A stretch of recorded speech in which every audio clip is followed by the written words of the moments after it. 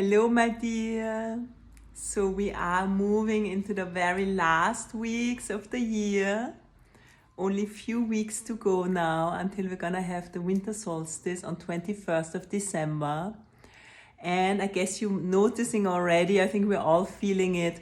This is really a time of the year now when the days are getting shorter, we have less sunlight available, the nights are getting longer until this point of the winter solstice here in the Northern Hemisphere. We're gonna have the longest night. And this is really then the turning point when the days are starting to get longer again.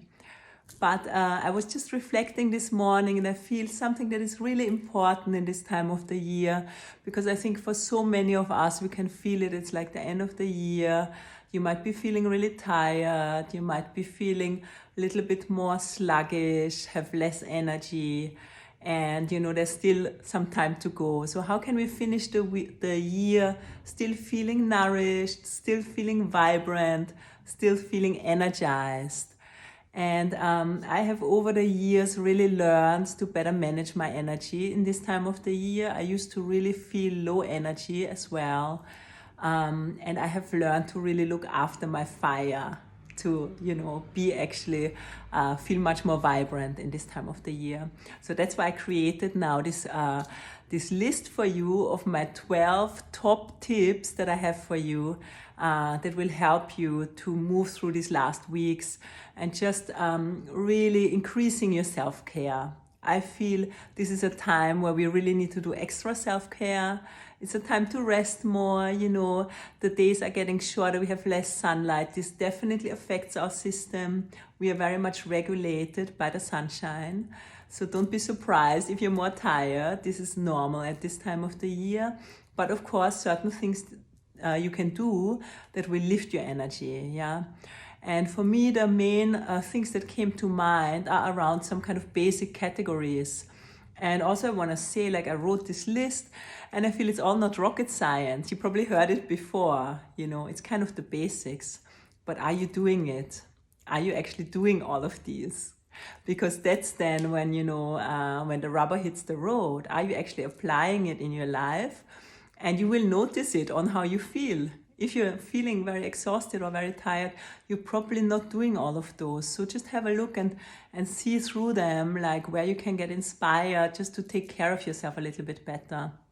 And for me, I do this all year long, but especially in this time of the year, I feel it's just checking that we have the basics in place and that we have these habits and structures that support us in this time of the year. So you can read more on my blog post about the whole list, for me, my 12 top tips that I've learned over the years. But the main things are around, nutrition. How do you feed yourself? What are you actually putting into your system? Also, some supplements I think are really helpful. How do you rest? Do you sleep well? Has such a big impact on our energy.